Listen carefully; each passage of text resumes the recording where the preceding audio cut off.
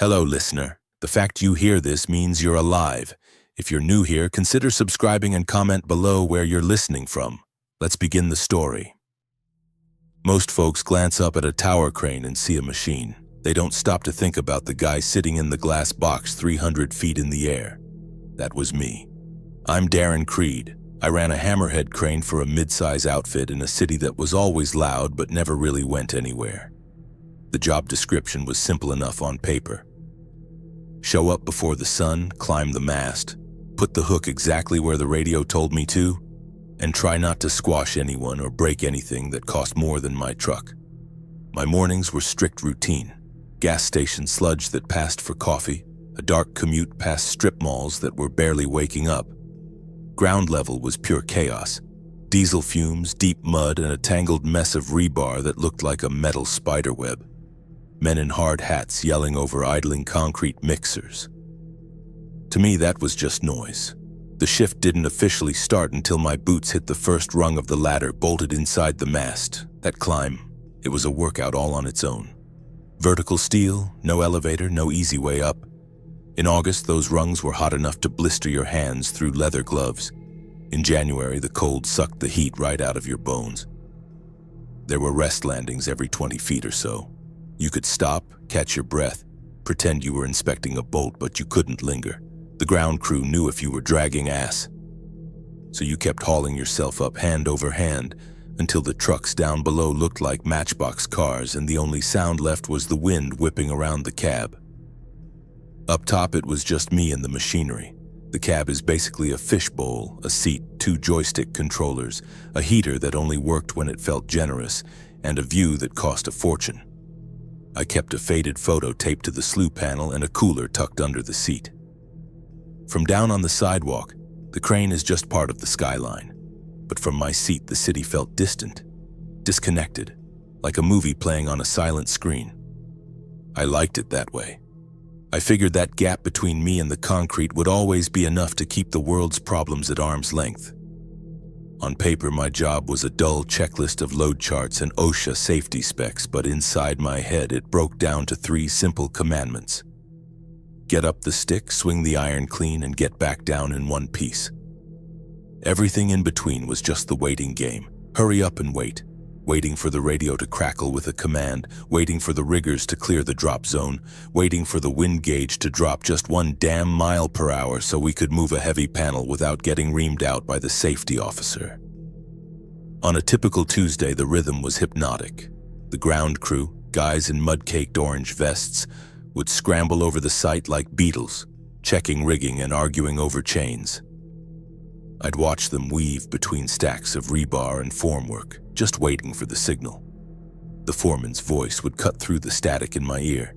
Creed, I got a bundle of number 8 bar on the east side. Needs to go to the 3rd deck. I'd key the mic, copy that, send it, and ease the right joystick forward. You don't just jerk a crane, you coax it. You have to feel the weight before the motors even whine. I'd drift the hook over the load inch by inch, keeping it steady so nobody down there lost a finger or a hard hat. From the cab, I saw a version of the city that most people never get to see. It was a sprawling map of office towers, the dirty brown curve of the river, and neighborhoods packed tight around the skeletons of old factories. I watched the traffic on the ring road crawl like a dying snake every morning at rush hour, then break loose just as the crew broke for lunch. That view, it should have made me feel important, like a king in a tower. Mostly it just made the problems on the ground look pathetic. Rent, gas prices, arguments with the ex. From 200 feet up, they all blurred into the same gray concrete strip. It's hard to stress about a past due bill when the people holding it look like ants. Inside the glass box, the noise came in distinct layers. The most intimate sound was the high-pitched whine of the electric swing motors and the dull clank groan of the slewing ring under my feet when the jib turned. Beneath that, muffled by the safety glass, was the sight noise. The relentless beep-beep-beep of backup alarms, the hiss of air brakes, and some ironworker swearing at a stripped bolt. Farther out, you got the city soundtrack, sirens wailing, the rumble of the highway, and the lonely horn of a freight train miles away. I kept my world simple and tight. Lunch was a ritual. A ham sandwich, a bruised apple, and coffee from a scratched-up Stanley thermos that had seen more job sites than most foremen. I ate in the downtime between lifts, radio turned low, one eye always glued to the hook. The rule book said, no distractions during critical picks, which basically translated to, don't be the idiot choking on a crust of bread when someone needs a split-second emergency stop. The guys in the mud called me Sky Rat or Joystick Jockey. They figured I had it made. Up there in the penthouse, out of the slush and the freezing rain, sitting on my ass while they busted their backs dragging heavy hoses and wrestling concrete forms. You could tell exactly what they really thought the first time a newbie had to climb up to bring me revised blueprints. By the halfway mark, they were wheezing. By the time they dragged themselves through the hatch, they were white-knuckling the rails, trying not to look through the floor grate. People think they're fine with heights until there's nothing between their boots and the asphalt but air and a few steel bolts. Most shifts ended the same way. I'd park the hook just above head height near the lay-down yard, lock the swing brake, and shut the cab down strictly by the manual. Power off, windows latched tight, radio clipped back into its charging cradle. Then came the descent. Climbing down is easier on the lungs but harder on the knees. By the time I hit the dirt, my legs usually felt like jelly. On the ground, someone always had a wise-ass comment ready, usually about how I was losing my hair or how they were gonna grease the ladder so I'd slide down next time. I'd just shrug, bump fists, and walk out the gate with the rest of the herd. If you'd asked me back then about danger, I would have talked about sudden wind shear, blind lifts where I couldn't see the load, or a cable snapping under tension. I wouldn't have said a word about disease or riots. The biggest risk I thought I faced was a thunderstorm rolling in fast from the west while I had a load of steel in the air, or some fresh laborer walking under a suspended pallet with his brain turned off.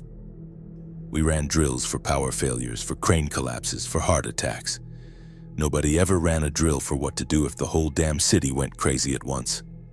I did notice the cracks though, if I'm being honest. I just filed them under not my problem. A siren that wailed for 20 minutes without stopping. Smoke on the horizon that was too black to be a chimney fire. More tents popping up under the overpass every week. More desperate-looking folks digging through the dumpster behind the 7-Eleven. The news radio talked about viral outbreaks in other states, supply chain shortages, and press conferences where sweaty politicians promised plans they didn't have. I heard it, sure. I nodded along, then I set my alarm for 4:30 a.m. anyway. Routine was my anchor. Same climb, same seat, same pre-flight checks. I liked the logic of it. If I did my part and the riggers did theirs, the steel went where it belonged, and everyone went home with the same number of limbs they started with. The world might have been sliding into a ditch somewhere else, but from my cab, that mess felt a million miles away. At least that's how it felt right up until the week the radios stopped sounding like work and started sounding like pure panic. The week the world finally tipped over started out deceptively plain. Same annoying alarm clock, same burnt gas station coffee, same climb up 300 feet of freezing cold steel. Driving in, I let the news radio run.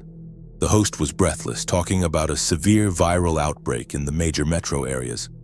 Hospitals at capacity, riots over baby formula, police departments stretched to the breaking point. It sounded bad, sure, but it still felt like background noise. Just another disaster happening to other people in other zip codes. By the time I parked my truck by the job trailer, my head was already shifting to wind speeds and lift charts, not worrying about whatever was burning down on the other side of the map. At the main gate, the foreman, a bull-necked guy named Miller, stopped us for a tailgate safety meeting. We stood around the tool crib, stomping our feet against the cold, while he read from a printout of a corporate email. Wash your hands. Don't share gloves or water bottles. Stay home if you're running a fever. Report any unusual violent behavior near the perimeter. One of the iron workers, a guy who'd been divorced 3 times, cracked, "You met my ex-wife." A few guys snorted, shaking off the tension, but the laughter died fast. Miller didn't smile. He just dismissed us, and everyone grabbed their hard hats and went back to their crews. Concrete doesn't wait for press conferences. I climbed that morning with a flimsy paper mask pushed under my chin. It felt stupid, like trying to stop a hurricane with a screen door, but I wore it anyway. The ladder felt the same as always, rungs biting cold through my gloves, the wind getting sharper and meaner the higher I got. From the cab, the city still held its shape. Cars crawled along the ring road, white smoke drifted sideways from the industrial stacks, and the river slid past in that same dirty brown curve. If you didn't stare too hard, you could almost pretend nothing had changed. Around mid-morning, the site radio cracked with a sound harder than static. One of the laborers yelled, "Creed! Park the hook! We got a guy down at the north fence!" His voice shook on the last word, vibrating with a kind of fear you don't hear on a construction site. I immediately eased the joystick back, grounding the load, and locked the controls. When I stood up and leaned against the cold glass looking down, I saw a tight ring of orange vests near the gate. They were all bent over something on the gravel, like they were trying to hold down a wild animal. Miller grabbed the channel, his voice tight. "Is it a fall? Did he slip?" The answer came back fast and breathless. "No, boss, he just dropped. He's on the ground, he's thrashing, and Jesus, he tried to bite Matt when he leaned in." That word stuck in my ear like a burr. Bite. Not hit, not punch. Bite. I watched one of the crew jerk his arm back violently and clamp a hand over his sleeve. Even from 60 meters up, the motion of the man on the ground looked wrong. It was too jerky, too violent and focused for a normal seizure. He wasn't just shaking, he was snapping. Sirens cut across the city background less than a minute later. A patrol car rolled up to the gate, tires crunching gravel, followed by an ambulance that stopped half in the lane, blocking traffic. The cop didn't stroll up. He got out with his hand already resting on his holster. He and 2 medics went straight into the circle. No hesitation, but plenty of tension. One medic grabbed the legs, the other went for the shoulders, and the cop put a knee heavily near the man's jaw, forcing his head into the dirt to keep those teeth away from everyone. It took all 3 of them straining to strap him down. Even on the stretcher, the guy bucked hard enough that the gurney almost tipped. They had to pin him again, brutally this time, before they could shove him into the back of the rig and slam the doors. In less than 10 minutes, they were gone. No one waved up to me. No one talked on the radio for a long time. When Miller finally clicked on and said, "All right, clear the area, back to work," his voice sounded thin, hollow. At lunch, the rumor mill went into overdrive. Some said the sick guy had arrived late, eyes glassy and vacant. Others claimed he'd tried to take a chunk out of anyone who touched him. One guy swore he saw the cop draw his service weapon and then hesitate before pushing it back down. No one had the whole picture, but the pieces were ugly. A worker had walked through the gate at 6 a.m. and left strapped to a gurney at 10. That part was solid fact. That night, I tried to get more from the news. They gave our site exactly 1 line about a medical incident during construction operations. No details, no names. Then they shifted to shaky phone footage from another city. People in hospital gowns were walking into oncoming traffic, faces blank and slack, while riot police tried to push them back with shields. The anchor used calm, polished phrases like isolated events and situation under investigation. But the video loop behind him showed barricades shaking and medics backing away from their own patients in terror. The next morning, the change hit our neighborhood. The freeway into town, usually a parking lot, was almost clear at rush hour. It was eerie. I passed a grocery store with a line stretching out the door and around the block. 2 people were screaming at each other over a cart full of bottled water, ready to throw hands. At the gas station near the site, the water aisle was stripped bare. The clerk had a mask dug deep into his face, and his eyes followed my every move like I was about to rob the place. On the tiny TV behind him, the same anchor was now using the words "confirmed attacks" instead of "incidents." On site, maybe a third of the crew was wearing masks now. Some were fresh N95s, others were dirty rags pulled out of old toolboxes. The company had stacked boxes of masks at the gate and set a pump bottle of hand sanitizer on the break table. like a squirt of alcohol gel was going to stop something the hospitals couldn't handle. 2 laborers never came back after the day at the fence. A driver from the concrete plant told our foreman they were bleeding personnel too. Some to sickness, some just stopped showing up. Deliveries started slipping. 1 truck arrived half-loaded, another didn't come at all. The schedule on the whiteboard in the trailer started to look less like a plan and more like a wish list. From the cab, the city still looked like a model on a table, but the rhythm inside it was broken. There were more dark windows in office buildings that used to glow all day. Sirens passed more often, short, sharp bursts instead of the long wails of normal emergencies. The sidewalk outside our fence, usually busy with foot traffic, stayed empty. No school kids cutting through, no office workers using our block as a shortcut to the deli. It was like the city was holding its breath.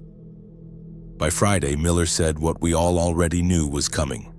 He called us together in the yard and told us the company might shut the site for a short period, and that we should keep our phones close for updates. He tried to make it sound like a weather delay or a permitting issue. It didn't feel like that. It felt like a funeral. We walked out through the gate in small groups, quiet, eyes on the ground. Each of us was doing the same mental math: food, family, risk. On the drive home, I passed an ambulance sitting empty at the curb. Its rear doors were wide open, lights still flashing, but there was no crew in sight, no patient. Just an empty vehicle with its engine running. That image stuck with me longer than anything on the news. For the first time, a cold thought settled in my gut. If the streets kept sliding this way, the safest place I knew might not be my apartment or my truck. It might be that glass box at the top of my crane. The company never sent an official shutdown email. They just stopped sending bodies. By Monday morning, the gravel lot in front of the trailers, usually jammed with heavy duties, held 3 trucks instead of 30. The crane stood silent over a yard that felt dead. The boom was locked in place, hanging over a city that sounded thinner than it had in years. No low rumble from the concrete plant down the road, no incessant backup alarms beeping, just the wind whipping through the lattice and a single siren wailing somewhere deep in the grid, a sound that never seemed to get closer or farther away. Miller's pickup was there, parked crooked across 2 spots. He was waiting by the chain-link gate, clutching a clipboard he didn't bother to open. When I walked up, he looked at my hard hat, then at my face, his eyes shadowed and tired. "You don't have to be here, Creed," he said, voice flat. "Corporate told us to suspend major work until further notice." "Crane still needs to be secured," I answered. It wasn't just an excuse, it was physics. A tower crane is perfectly safe until the wind hits it wrong. If you leave it locked rigid with the boom crosswind, a real storm can torque the mast and peel the whole structure down into the street like a banana. Miller nodded once, staring past me. "Right. Weather vane it. You go up, do what you have to do to make it safe, then go home. Be with your people." At the base of the mast, I clipped my harness into the safety rail and started the climb. The steel was sweating frost and my gloves stuck a little to each rung. Halfway up, the city changed under me. From ground level, it just looked like a slow Monday. From cab height, it looked abandoned. The freeway, usually a river of red taillights, carried a pathetic trickle of cars. Black smoke rose from 3 or 4 distinct spots in the urban sprawl. Uncontrolled fires. No kids playing on the school roof. No line outside the taco truck. Just empty gray pavement. Inside the cab, everything sat exactly where I had left it on Friday. The seat, the worn joysticks, the load chart taped to the glass, the radio resting in its cradle. I shut the door, latched it against the wind, and cranked the heater. The fan stuttered, complained, then pushed out air that was only slightly warmer than the freezing draft outside. The first job was the same as always when a storm or a shutdown was coming. The crane needed to weather vane, to float freely so the tail always pointed into the wind. I powered up the main panel, checked the alarm history, and walked the controls through a slow, deliberate test. The swing motors hummed to life. No faults. No angry beeps. When everything read normal, I pointed the jib downwind and reached for the brake selector. I flipped it to free slew. The cab rocked gently as the friction brakes released and the weight settled into the bearings. The official checklist ended right there. Park the hook high and clear, kill the main power, climb down, go home. Instead, I set the radio on the dash, sat back in the operator's chair, and just listened. There were no calls from the crew, no chatter on the company channel. I switched bands, scanning through the emergency frequencies. I picked up fragments of a city coming apart, a dispatcher screaming at units to stop responding to non-critical calls, a medic repeating, "Do not let them close the distance, back the rig up," until his voice was swallowed by static. Up here, there was one narrow way in, that ladder. Down there, everything was open. Food was a problem up here, water was a problem, fuel and heat were major problems. But the one thing that had everyone on the radio shouting was distance. People on the ground couldn't get away from whatever was running at them. My whole life had been built around that ladder. Every shift started and ended with it. If I climbed down now and the city kept sliding into hell, there was no guarantee I could ever climb it again. One block of bad luck, one traffic jam, one wrong turn, and I might spend the rest of my life at street level trying to outrun something that didn't seem to get tired. The cab around me didn't feel like a workstation anymore. It felt like a castle keep. High ground I could still choose to hold. I checked my watch. 10:15 a.m. mid-morning. There was enough daylight left to make one solid supply run if I committed right now. I stood up, paced the tiny floor, and started a rough inventory in my head. One small electric heater that needed grid power, thin safety glass, zero insulation. It wasn't a shelter yet. It was just a glass box in the sky. To turn it into something I could survive in, I needed what the ground had: food, water, heavy clothes, a first aid kit, tools, anything that could burn. The site office trailer had a kitchenette. My truck had my personal gear. The choice sat there, heavy and cold. Go down now, scavenge what I could carry, come back up and bolt that hatch, knowing that every trip to the street after this would be a gamble with my life. Or lock up like the manual said, drive home and pretend the climb would still be safe next week. I picked up the handheld radio, turned the volume down until it was just above a whisper, and clipped it to my vest. Then I killed the control power, cracked the door, and let the wind hit me. The mast swayed as a gust pushed the boom. The crane would take care of itself now, the wind would turn it. Whether I stayed alive to sit in this chair again depended on how smart and how fast I could be in the next 2 hours. Climbing down felt different with the plan settled in my gut. Each rest platform wasn't just a break anymore. It was a checkpoint on a path I might be walking for the last time as a commuter and the first time as a survivor. By the time my boots hit the gravel, the decision was locked in. I was going to load that cab like a bunker and see how long the sky could stay safer than the streets. My first run was straight to my truck. It was my lifeline. Everything I owned that might keep me alive past Tuesday was locked inside that cab. The gravel lot outside the trailers was desolate. Just a few parked pickups belonging to guys who were probably already sick or worse, and fast food wrappers rolling across the ground like tumbleweeds. I dropped the tailgate with a clang that sounded too loud and pulled out the plastic crate I kept for double shifts. Flashlight, fresh batteries, a basic first aid kit, a folding buck knife, a pair of heavy-duty mechanic's gloves, 2 half-squashed flats of generic bottled water, and a gym bag stuffed with wool socks, thermals, and an old Carhartt hoodie. I jammed it all into a canvas duffel until the zipper barely closed. Food-wise, I was in trouble.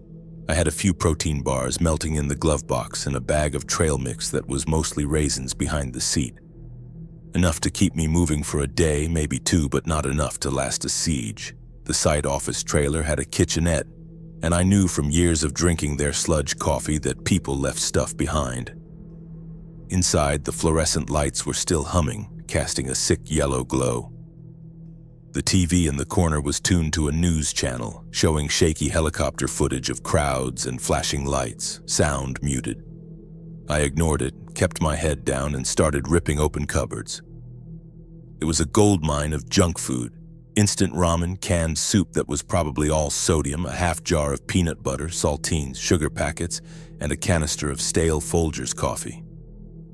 In the drawer, I grabbed handfuls of plastic cutlery and a stack of paper cups. Under the sink sat a sealed gallon jug of distilled water.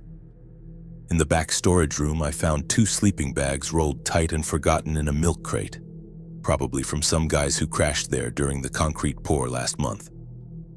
I dragged everything into a pile near the door and took a deep breath. It looked like a treasure trove until I pictured hauling it up 300 feet of vertical steel.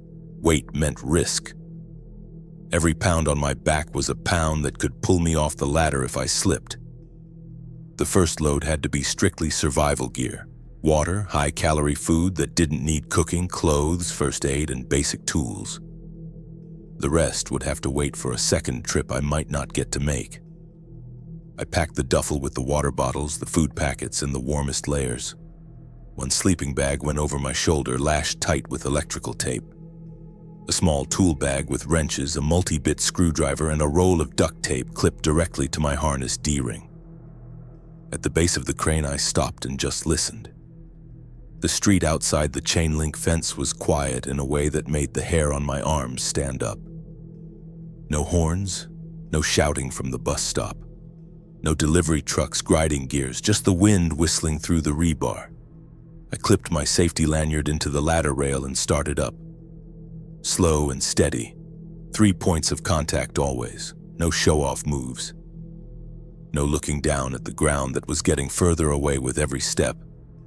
The extra weight made the climb brutal. Each rung felt deeper, each pause for breath shorter. By the time I reached the slewing platform just below the cab, my legs were shaking like jelly and my shoulders were on fire. Inside the cab, I dumped the duffel on the floor and looked around with fresh eyes.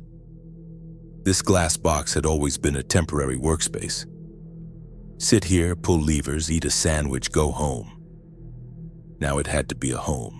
The stock operator's seat took up 80% of the floor space. It had to go. I pulled the vinyl cover off the base, found the 4 mounting bolts, and went to work with the wrenches. They fought me, rusted tight from condensation, but they eventually cracked loose. I dragged the heavy seat out to the service platform and leaned it against the mast, suddenly realizing how much real estate a chair steals. The open patch of metal floor where the seat had been became my bedroom. I laid one sleeping bag flat on the diamond plate, then cut a piece of scrap plywood from a dunnage board we had stored on the platform and slid it underneath as a stiffener. The second sleeping bag stayed rolled up as a bolster. It wasn't a Serta mattress, but I could lie flat without kicking the foot pedals, and that was a luxury. Storage had to be vertical and secure. I stacked the water bottles in the back corners and strapped them with bungee cords so they wouldn't shift when the crane swung.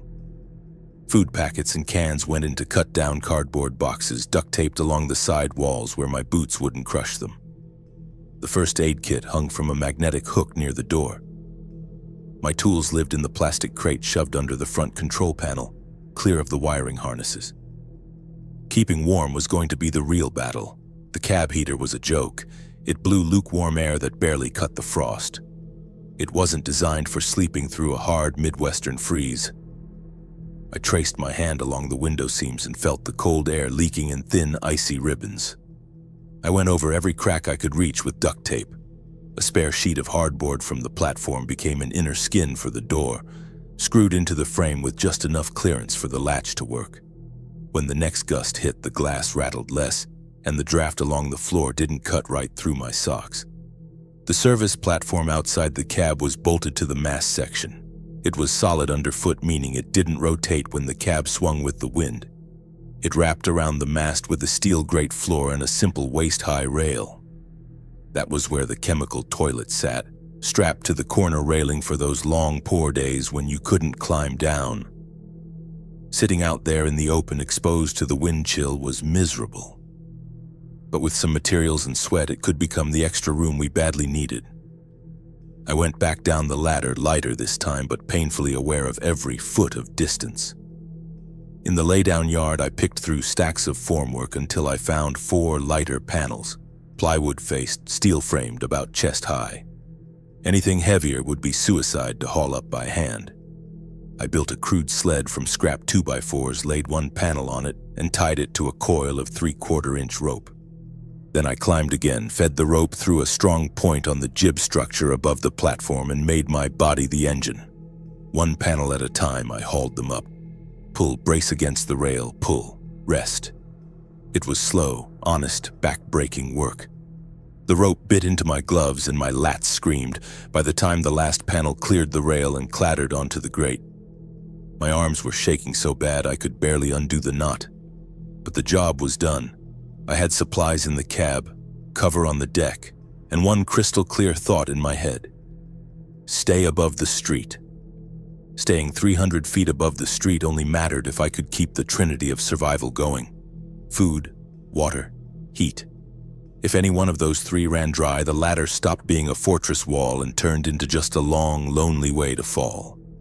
The electric cab heater was barely adequate, and worse, it depended entirely on the site's temporary power drop. If the grid died, and it would, my heat died with it. I needed a backup plan that burned something I could scavenge right now. I remembered the maintenance container down by the trailer block. A year ago, during a brutal snap freeze, we had unloaded a small cast-iron potbelly stove meant for a warming tent. I remembered cursing its dead weight when we moved it. I knew it was still there because nobody on a construction crew ever bothers to haul heavy junk home unless they have to. That memory sent me back down the ladder. On the ground, the air quality had shifted. Smoke sat low over the yard, smelling sour like burning plastic and old garbage. The street beyond the chain-link fence was visibly empty, but it felt watched. Inside the rusted maintenance box, I found the stove buried under a coil of frozen air hose. A thick layer of dust coated it, but the iron body was solid and the door moved clean on its hinges. 3 sections of galvanized stovepipe lay beside it. I grunted, wrestled the thing onto a crude sled I'd fashioned from scrap plywood and wire, and dragged it across the gravel to the base of the mast, the iron screeching against the stones the whole way. Getting that stove up the crane was an engineering nightmare. I couldn't just haul it from the top, it would snag on every cross brace. I had to do it in stages. Tie the rope to the frame at the first rest platform, climb up, haul until my arms shook and the sled banged onto the grating, then untie, climb to the next level, and repeat. By the time I got it to the top, the stove was battered, and I was drenched in sweat that was already turning cold. On the fixed service platform, the part that didn't rotate, I set the stove in the corner where the floor grating bolted into the main mast. I cut a rough hole through the cab's sheet metal skin for the pipe, feeding it out and up, and packed the gap tight with fiberglass insulation scrap to stop the drafts. A small test burn with dry pallet slats sent a thin line of blue smoke up and a wave of radiant heat out. The metal ticked as it expanded, the frost on the glass cleared, and for the first time the cab felt like a shelter instead of a refrigerator. Fuel was the next logistics hurdle. The laydown yard was full of broken pallets and 4x4 cutoffs that would burn hot if I kept them dry. I stayed inside the fence line, stomping down skids, bundling the clean wood with rope and hauling it up. Each trip turned my legs to rubber by the second landing. Every strong gust of wind pushed the free-slewing boom a few degrees, so the cab and the arm eased around me while the mast I was clinging to stayed firm. A respectable pile of cut wood soon sat under a heavy tarp lashed to the rail. Inside, the stove burned with a steady, comforting roar. Food and heat were stable for the moment. That moved water to the top of the panic list. Bottled water is finite. The site trailers had some 5-gallon jugs and a small tank, but I didn't trust the pressure to last, and I didn't trust the stagnant tank not to make me sick. From the high vantage of the cab, I'd spotted 2 blue 55-gallon plastic barrels behind a row of low-rise shops on the next block tucked under the rain gutters. I had watched rain fill them for years without giving it a second thought. Now they looked like gold bullion waiting for whoever had the guts to claim them. Going for them meant crossing the fence line. Inside the site, I knew every blind corner, every trip hazard. Outside, I was a tourist in a war zone. I watched the street and the narrow gaps between the brick buildings for a long hour. Nothing moved, no shadows, no shapes. I clipped my harness lanyard short to my belt, grabbed 2 empty jugs and a coil of rope and climbed down. At the gate, I slipped through the gap in the chain I'd left unlocked and pulled it back into place on reflex. The alley behind the shop smelled like damp cardboard, rot, and urine. Overflowing dumpsters lined one side, rusted security doors and fire escapes lined the other. The blue barrels sat halfway down, lids on, spigots taped shut. I listened. I heard only the wind and a loose metal sign tapping rhythmically against the brick, clink, clink, clink. I moved toward them, boots making no sound on the wet asphalt. I had just reached for the nearest barrel lid when a sound cut through the alley from the far end. Fast footsteps, hard slapping strikes on the pavement. Not the slow, shuffling scrape of a homeless guy hunting for cans. I looked up. A man stood there, maybe 40 feet away. His head was tilted slightly to the left, bird-like. His eyes were wide, unblinking, and completely empty of anything human. His clothes were stained dark, his shirt stiff with something that looked like dried mud or blood. His skin was the color of wet ash. He froze for half a second when he saw me. Then he launched. No shout, no threat, no hesitation, just a full sprint straight at me. His feet hammered the pavement in a tight, rapid-fire rhythm that closed the distance faster than my brain could process the physics of it. The water jugs hit the ground. I turned and ran. My boot soles slid once on a patch of slime, and I bounced off the brick wall with my shoulder, hard, but I stayed upright. The mouth of the alley looked a mile away. The footsteps behind me grew louder, closer, a steady drumbeat of impact. Slap, slap, slap, slap. I burst out onto the street, cut hard toward the site, and spotted the crane mast rising over the fence like a beacon. The gate hung half open where I'd left the chain loose. I hit the gap at full speed, yanked myself through, and felt the chain scrape paint off the gate frame. A heartbeat later, literally 1 second, the runner slammed into the mesh. The impact was massive. It rattled the entire fence panel and sent a dull clang echoing across the silent yard. He didn't try to climb. He didn't look for a latch. He just hit the fence again, and again. He hooked his fingers through the wire mesh, teeth snapping at the air inches from my face, spit flying. His breathing wasn't a pant. It was a thick, wet rasp that sounded like a torn lung. I backed away, then turned and grabbed the first rung of the ladder. I climbed without looking back. Up, clip, step, up, clip, step. My arms burned with adrenaline, but fear did the rest of the work. The mast shivered in short pulses as he continued to pound the fence below, then finally steadied as I got higher. By the time I reached the first landing, 50 feet up, the hits had turned from focused, battering ram blows to random, angry strikes along the mesh. He knew I was there, but he had lost the straight line. From the cab window, safe behind the glass, I looked down. I saw him still clinging to the fence, head turned straight up, mouth working silently, eyes fixed on the steel instead of the sky. The blue barrels in the alley were still there. So was he. The lesson came through crystal clear. The ground was no longer just cold and empty. It was a hunting ground. And anything that stepped into it had to be faster, meaner, or luckier than what was already there. That runner at the fence haunted me long after my arms stopped twitching from the climb.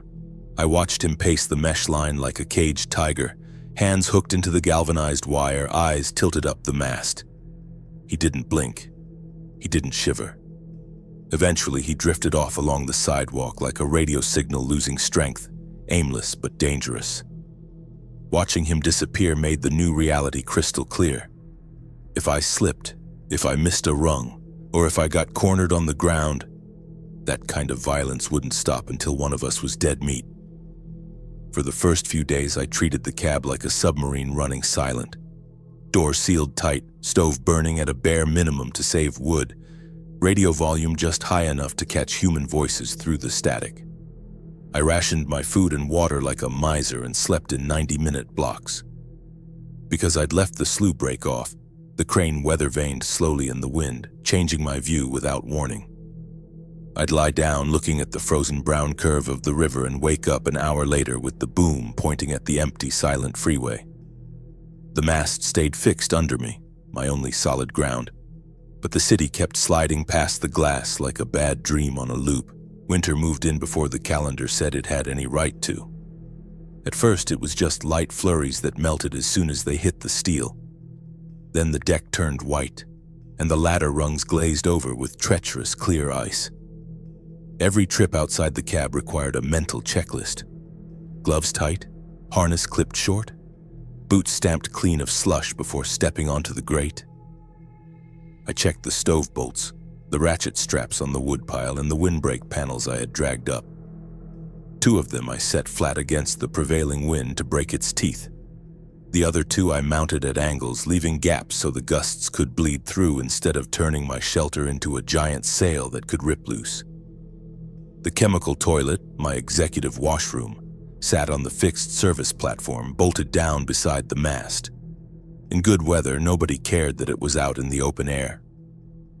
In blowing snow and sub-zero wind chill, it might as well have been on the surface of Mars. I wrapped 3 sides of it with scrap plywood screwed into the guardrail posts and stretched a heavy tarp overhead on a slope to shed snow. It didn't make it warm. Nothing was warm out there, but it cut the wind enough that you didn't get frostbite doing your business. You learned to be quick. Take too long and you couldn't feel your legs to stand up. Inside the cab, I tried to turn the empty hours into something better than just staring at the horizon.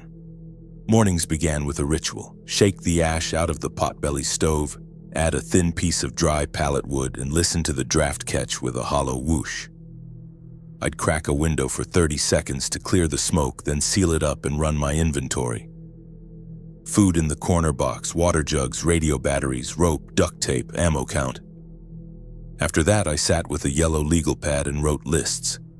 Gear I still needed from the ground, tactics that worked, mistakes I'd made that I wouldn't survive twice. Water was the constant worry. The bottles and jugs stacked in the corner looked like a fortune until I did the math on how many cups a day a human body actually needs. I started scavenging meltwater from the crane itself.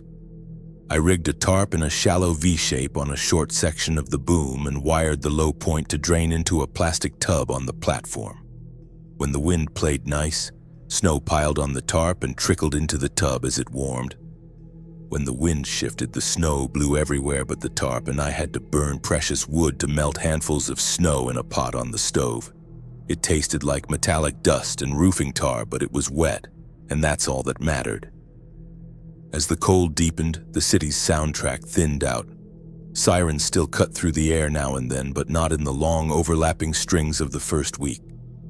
Car horns almost vanished. Some nights, the only sound in the world was the electric hum of the swing motors as the crane adjusted to the wind and the low, groaning creak of cold steel under load. Once in a while, a single gunshot would pop, crack somewhere miles away, fading without an echo. I stopped trying to guess who pulled the trigger. Cabin fever sets in fast when you live in a box barely big enough to lie down in. I did push-ups and squats in the narrow aisle between the stove and the door until sweat soaked the back of my thermal shirt. Then I'd sit on the floor and press my forehead against the freezing glass just to cool down. I noticed my belt was looser. My clothes hung a little funny. I was burning calories just trying to stay warm. Sleep never settled into deep rest. Every time I started to drift, I pictured the man in the alley, the runner at the fence. The way their feet moved like pistons, barely losing contact with the ground.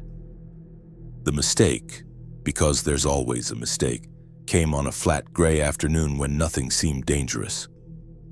The wood stack on the platform had dropped to a pathetic, uneven pile. I had enough for maybe 3 days if I let the fire die down to embers, but the ache in my bones said the cold snap wasn't breaking anytime soon. I waited until the sky brightened a shade around noon, told myself that visibility was my friend, and decided to make one quick run down to the lumber pile inside the fence. From the deck, the yard looked clinically clean. A fresh skin of snow covered the gravel, unbroken by footprints. No tracks led from the gate. The gap in the fence where the first runner had slammed into it stood empty. I watched it through binoculars for 5 full minutes. Saw nothing, heard nothing. I forced myself to stop hesitating. Complacency kills, the safety posters say, but that day, impatience was driving the bus. At the base of the mast, I unclipped my harness, grabbed the sled I used for hauling wood, a simple frame of scrap 2x4s with a loop of rope, and walked toward the lumber stack. The distance was maybe 50 meters, open ground, that was the setup, and I walked right into it. The days after that disastrous run to the lumber yard didn't just pass, they bled into a single gray smudge. I checked the perimeter fence obsessively, moved slower on the iced-over ladder, and kept the radio clipped to my vest even when it only offered static and the occasional ghost of a voice. Snow built up on the lattice of the mast and hardened into concrete-like drifts. Ice glazed the handrails until they looked like glass rods. The little potbelly stove kept the cab just barely warm enough if I fed it religiously every hour. When I missed a feeding or dozed off too long, frost crept back over the inside of the glass like a fungus by morning. Because I'd left the slew brake off to weather vane, the boom swung with each gust and the cab turned with it. I'd wake up facing north, eat lunch facing east. But the fixed service platform at the mast stayed solid under my boots. That grate felt more like home than my old apartment ever had. Routine was the only glue keeping my brain from cracking. Wake up, shake the grate, feed the stove, check the yard and the street, scan the blocks with the binoculars, then walk the same pathetic inventory inside the cab. Food, water, wood, ammo, rope, duct tape. Every quiet day was a victory, meaning I was still breathing, but it was also one day deeper into the habit of talking only to myself. I caught myself arguing with the wind. That worked for a while, but I knew it wasn't a long-term survival plan. One bad slip on the ice, one fever, or one bad decision on the ground, and there would be nobody left to pull me back up the rungs. I was one sprained ankle away from dying in a glass coffin. Late one afternoon, just as the sun was dying behind the smog, I saw movement by the main gate and almost ignored it as a trick of the light. The street was dull, shadows were stretching, and my eyes were strained from staring through plexiglass all day. Then I noticed the shape stayed low. It used the cover of a burnt-out sedan instead of drifting aimlessly into the open like the infected did. That tactical movement alone made me lift the binoculars. Through the lenses, I saw a woman in a heavy, dark coat that looked too big for her, with a hiking pack on her back and a strap across her chest. She moved along the fence line, slow and careful. A few steps, a stop to listen, a long look up and down the block, then a few more steps. Her gait was steady. No drag, no stumble, no twitch. She checked corners before she exposed herself to them, and that told me she still gave a damn if she made it to the end of the day. I watched her reach the section of chain link where that first runner had bent the mesh. She studied the twisted wire, touching it with a gloved hand, then tipped her head back and tracked the mast all the way up to my cab. For a second, I thought she might try to climb the fence. Instead, she set her boots a little wider in the snow, planting herself, and stood perfectly still while the cab swung through a slow arc above her. She was waiting. If she was alive, careful, and not already hallucinating, she could be an asset. Extra eyes. Another set of hands for the ground runs I couldn't avoid forever. Someone to tell me when I was about to make a stupid call. But she could also be sick, concealing a bite or bait for a larger group hiding in the alley. Letting her near the ladder meant putting everything I had, my food, my heat, my life, on the line. I debated it for a full minute, then slid the side window open just enough for my voice to carry over the wind and yelled, "Stop right there and don't come any closer to the fence until I tell you what to do." She flinched at the sound, a sharp human reaction, turned toward the crane, raised both hands away from her gear so I could see open palms, and yelled back, "Okay, I'm stopped. Just talk to me before you decide I'm a problem." A rifle, looks like an old bolt-action hunting piece, hung from the strap across her chest, muzzle down, and she let it hang there without touching it. I kept my eyes moving over the street, the parked cars, and the dark mouths of the alleys, paranoid about an ambush, and said, "What's your name?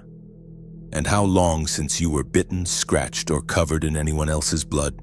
She answered, voice cutting through the cold air. "Name's Keira Winslow, and it's been weeks since I was close enough to anyone for that to happen." then added, "If I thought I might flip, I wouldn't walk up to the only ladder on a wide-open lot. That would be bad math for both of us." The words came out steady, tired, and cynical. I swept the sidewalks and windows for a second figure and saw only snow, trash, and the rusted skeletons of a couple of dead cars. Then I said, "Anyone with you, Keira, or is this a solo walk?" She shook her head once, a sharp movement, and said, "I had a partner for a bit. He tried the highway when it was already half blocked. I watched his car get swallowed up by the swarm and never saw him climb out. Since then, it's just me and what I can carry." No extra tracks crossed hers in the slush, no flash of a scope in any window I could see. One stranger was still a massive risk, but one stranger with skills could be the difference between this cab staying livable or turning into a tomb. I made the call. I said, "If I let you inside the fence, we do it my way.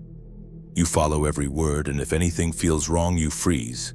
If you lied about any of this and I find out after you touch the ladder, there is no second chance." She nodded once and shouted up, "That's fair. You've got height and heat. I've got 2 good hands and a few years on rig and signal crews. If we don't fit, you send me back out before dark and we're square." The mention of rigging made me tighten my grip on the window frame. That was industry talk, not something a random civilian would throw out. And I asked, "You actually worked with cranes, or is that just something you watched from the sidewalk?" She snorted, shook her head like I'd insulted her, and said, 3 years on commercial sites like this. I know how to tie a load that won't kill you and how not to fall off the steel." That matched the way she stood, balanced on the balls of her feet, ready to move. I took a deep breath, checked the street one more time, and said, "All right. First step, set the rifle on the ground, stock first, barrel pointing away from the gate, then take 5 big steps back and keep your hands where I can see them." She answered, "Got it?" Then did exactly that, slow and clear, stepping back through the snow before standing still again. I closed the window, stepped out onto the platform, clipped my safety lanyard short to the rail, and called down, "When I open the gate, you walk in slow and stop at the base of the mast. You don't touch the ladder until I'm close enough to look you in the face. If anything runs in behind you, you hit the gravel and stay down until I say otherwise." She tilted her head a little, squinting up against the gray sky like she was testing my voice for cracks of insanity, then said, "Understood. I don't sprint anymore unless something is already on my heels." I went down for her with every muscle coiled tight, one hand gripping the frozen rail and the other on the ladder, descending into the shadow of the yard. Above me, the boom was still drifting slowly, tracking the wind like a giant compass needle, but the fixed platform and the mast stayed solid under my boots. At the first rest landing, I paused, peered through the gaps in the steel grating, and saw her exactly where I had left her, hands raised high, that rifle lying in the snow 5 feet away. She hadn't twitched. That was a good start. At the gate, I slid the chain aside just enough to create a narrow gap and said, "Walk in slow, keep your hands up where I can see them, and stop dead when your boots touch the concrete base of the mast." She nodded once, a sharp jerk of the chin, and squeezed through the opening with her shoulders turned slightly like she was ready to dive for cover if I decided to shoot. She walked to the mark and stopped. Up close, she looked worn down, coat stained with grease and road grime, cheeks chapped red from the wind, but her eyes were clear, sharp, steady. I circled her once, keeping my distance, and said, "Arms out, palms up, then turn in a full slow circle. I need to see if you're hiding a bite or carrying something wrapped where it shouldn't be." She lifted her arms, spun slowly on her heel, and said, "No bites, no scratches, no nasty surprises, just a lot of walking, frozen toes, and not enough food for 3 days." I watched her neck for swelling, checked her hands for tremors, and looked for that telltale glassy stare. When I didn't see any of it, I pointed a gloved finger at the ladder and said, "All right, you go up first. Stay clipped in when you can and don't rush. If you slip, I can't catch you, and I'm not going to try, so let's not test gravity today." She let out a short, sharp breath that was almost a laugh and said, "Copy that, boss." I liked heights before the world ended, and I'd like to keep liking them. She slung her pack, clipped her rifle securely across her back, set her hands on the rungs and started to climb. The ascent was tense. Every move had to leave her space, but I had to be close enough to watch her. I listened to the rhythmic clang step of her boots on the steel and matched it, giving her half a flight lead before stepping off each rest platform so we didn't crowd each other on the vertical. By the time we reached the service platform, the wind had picked up significantly and the boom had swung around so the cab pointed back toward the empty freeway. Inside the cab, the warmth from the stove hit us like a wall. I had her sit on the floor in the clear spot by the fire while I stayed standing near the door, hand near my belt. She looked around the small space, taking in the stacked water jugs, the duct-taped seams, the food boxes, and the sleeping bag roll. She let out a low whistle and said, "You really turned a control cab into a studio apartment. That's resourceful. Not bad for one guy." I stayed watching her and said, "It was enough for one. We're about to find out if it can handle two without us killing each other." Before I let my guard down, I had to clear the last big question. I said, "Tell me exactly where you came from and how long you've been out here like this."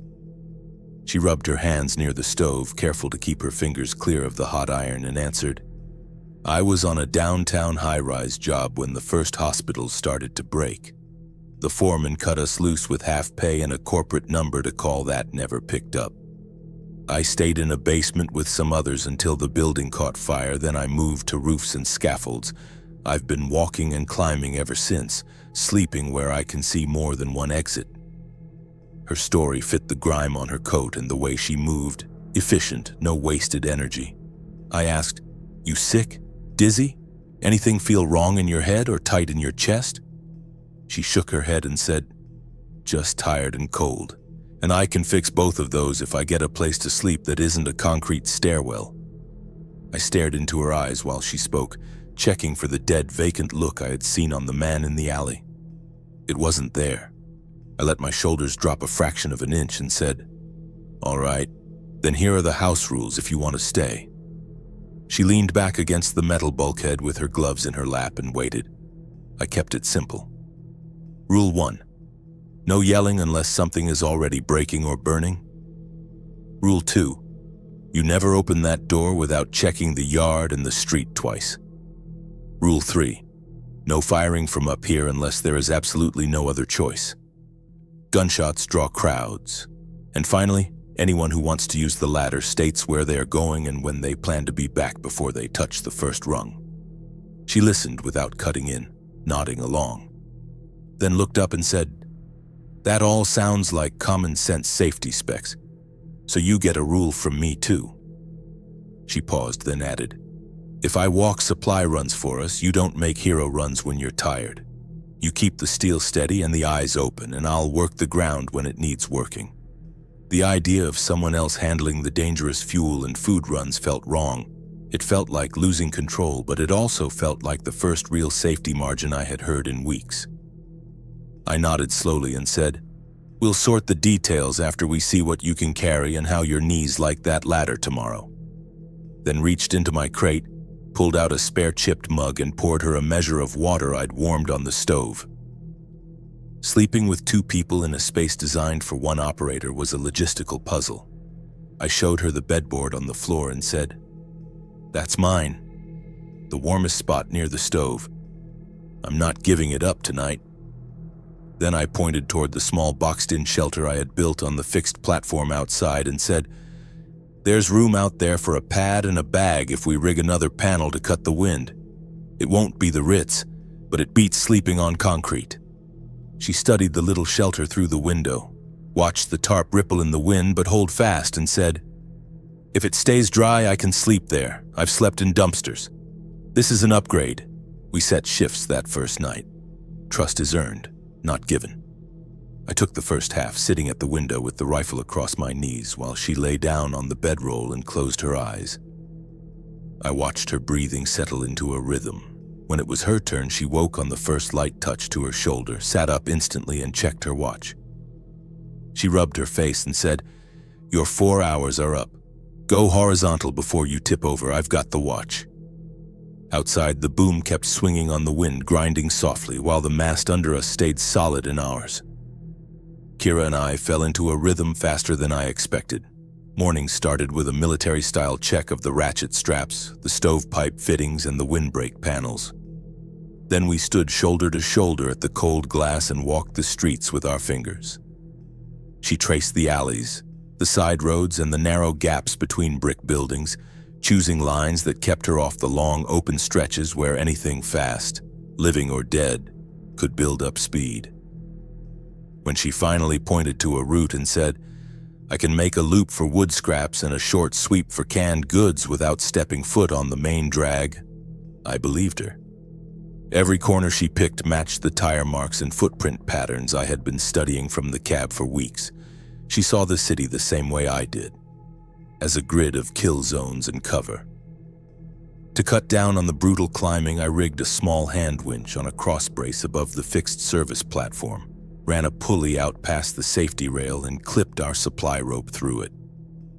She would stack scavenged wood or crates on the sled at the mast base, tie them off tight, and step back into cover while I cranked them up by hand. The boom and cab still turned with the wind because I left the slew brake free, but the mast and the platform stayed solid, so the winch and sled moved clean. It was slow, noisy, grinding work, but it kept 50 pounds of dead weight off the ladder and gave us one more way to move supplies without risking both our lives on every single rung. About a week into that routine, the radio on my vest snapped with a tone I hadn't heard from her before. Tight, urgent. She said, "Daren, I've got a moving problem by the north fence and I'm not alone out here." I grabbed the window ledge with one hand and the binoculars with the other. Through the lenses, I swept the perimeter until I found her crouched behind a concrete jersey barrier at the corner of the lot. A man was leaning beside her, breathing hard, with one arm in a makeshift sling made from a torn jacket and a pistol tucked into his belt. He kept his shoulders pinned to the concrete and his eyes darting down the street like he expected it to spit something lethal at them any second. I slid the side window open just enough for my voice to carry over the wind and shouted, "Tell me what I'm looking at before I decide if I help him or not." She didn't take her eyes off the sidewalk when she shouted back, "Name's Bram Harlow. I found him wedged between two cars 3 blocks out. He helped me shake a pair of fast ones and twisted his knee bad jumping a barrier." The man heard his name, glanced up at the crane tower, and raised his free hand shoulder high, palm open, to show it was empty of weapons. I kept my voice level, shouting down the vertical distance, "Bram, if you want anywhere near this mast, you tell me right now how long since you were bitten or sprayed with somebody else's blood." He raised his eyebrows like the question still surprised him even now, then yelled back, "No bite, no scratch. Last close call was 2 days ago when a runner tried to crawl into the back of a delivery truck with me and hit a wooden pallet instead of my leg." His words came out clear and even, not slurred, not dreamy. Keira cut in, her voice sharp. "We have another problem. 3 armed guys are working this block. They're going door to door and they're looting." As she spoke, I caught them at the edge of the binocular frame. 3 figures in mismatched tactical vests and heavy coats walking the far sidewalk with a terrifying casualness, rifles hanging low on slings. They weren't hungry and lost. They were a crew doing a job they'd clearly done somewhere else before. I kept my eyes locked on them and said into the radio, "All right, both of you listen. When I say go, you head straight for the gate. Bram, if your leg quits, you crawl. And Keira, you don't stop to drag him if they close the angle. You just make the fence and get flat." She made a short, annoyed sound in her throat that the radio picked up perfectly and said, "You don't get to write me off that easy, Creed, but fine. Give us the count." The 3 men reached a burned-out sedan and paused to look over it. While they were distracted, I grabbed the joystick and swung the boom a few degrees left, letting the massive shadow of the hook block slide across the street where they stood. Their heads tipped up instantly. I took that split second and yelled, "Go, now, straight line, don't look back!" Keira broke cover first, boots kicking up small puffs of snow. Bram pushed off the concrete block a beat later, his bad leg stiff, the good leg doing all the work in a desperate hop run. One of the armed men saw the movement, shouted something I couldn't hear, and snapped his rifle up. I didn't reach for my gun. The distance made the shot a gamble. Instead, I shoved the joystick forward. The swing motors whined, and I let the boom swing hard, sending the hook, a 1,000-pound block of solid steel, drifting low and fast over the street in front of them. The air whooshed as it passed. It wasn't close enough to hit them, but a block of steel moving that fast triggers a lizard brain reaction. The man with the rifle hesitated, flinched, and stepped back out of its path. That half-second hesitation was all the head start Keira and Bram needed. They reached the gate as the raiders scrambled to get better firing angles around the swinging hook. I had already abandoned the window. By the time their hands hit the chain link, I was already on the lower landing, sliding down the ladder. I hit the ground just as Keira shoved the gate open with her shoulder and dragged Bram through. I pulled it shut, dropped the heavy chain into place, and barked, "Up the ladder! Both of you! No talking until we clear the first landing!" Bram grabbed the rungs with his good hand, his face white with pain, and pushed upward with his good leg. Keira stayed one rung below him, ready to brace him. A rifle round hit the fence fabric, ping, and sent a buzz of vibration through the yard, but no one rushed the gate. They weren't stupid enough to start cutting into a fenced lot covered by a crane and a high perch with unknown weapons. Another shot sparked off a steel post. A voice yelled something about heavy tools, and then the sound of bootsteps slid away down the block. Only when that sound thinned out did I start up the ladder after them. At the service platform, Bram collapsed against the mast, sweat standing in beads on his forehead despite the freezing cold. He was gasping for air. I pointed to the corner by the stove where I kept my small trauma kit and said, "Sit down there. Pull the glove and the boot off. Let's see what we're dealing with." Then I looked at Keira, who was leaning on her knees catching her breath, and said, "You did well down there. But next time you warn me before you bring home a guest with a limp and armed men on his tail." She let out a thin, ragged breath, looked me in the eye, and said, "He was already between me and my only way out. If I'd left him, they would have found him, killed him, and followed his fresh tracks right to your fence." We bunked Bram out on the service platform that first night, keeping the cab strictly for the person on watch. The makeshift box I had built around the chemical toilet was tight, but it had just enough square footage for a sleeping pad if we shifted the side panels and added one more scrap of plywood as a windbreak.